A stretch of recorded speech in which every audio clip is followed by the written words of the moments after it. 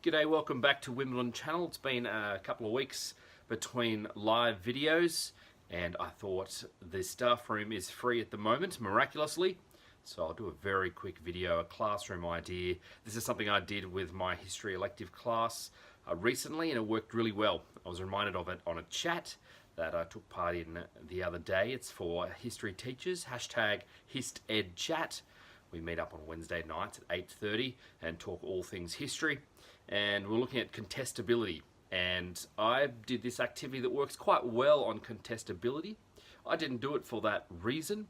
I did it just to introduce students to this idea that history isn't a set kind of monolithic story that we tell ourselves. It's a very simple exercise that anyone can do. I asked the students what they ate for breakfast and got them to write it down. And then I transported them magically a week into the future and asked them, how could a historian know what they'd had for breakfast a week earlier? And got them to think about and write in their books different ways. We had things like shopping dockets, but then we've got this question of, well, how do they know that that food was eaten for breakfast? So the idea of stereotypes. Some people have cereal for dinner, others eat it for breakfast. How do we tell? Other people said you could ask people. You could ask eyewitnesses, your family members. You could ask the person themselves. Perhaps they wrote a diary entry. And so it's a good discussion starter for thinking through, well, how do we know things in history? Then I said, what if we transported a year or 10 years into the future? Historians may not be able to find out exactly what you had on a certain date for breakfast, but they're still going to ask questions like, well, what do you normally have for breakfast? And how might they work this out? And then we had some great ideas come forward about checking people's bodies and seeing how their relative health is to work out whether they eat healthily or not, or what their cholesterol levels are, etc., etc. We thought, well, you could look for patterns now in the shopping dockets, and you could see when cereal or bread is bought and what basis and how regularly, etc., etc.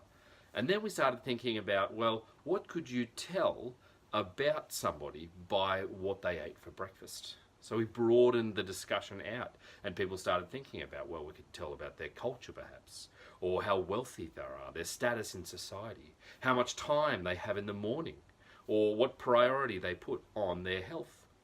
So that was an interesting furthering of the discussion.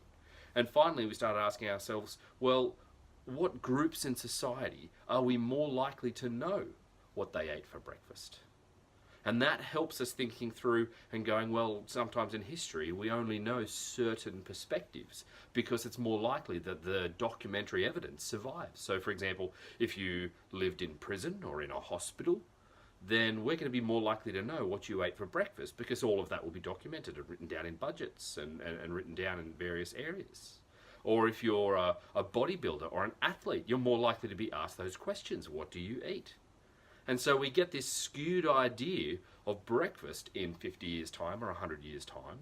And it was just a great introductory exercise in thinking through history, what survives, what doesn't, and how we ask questions of sources and think through, well, where did this source come from and how did it survive?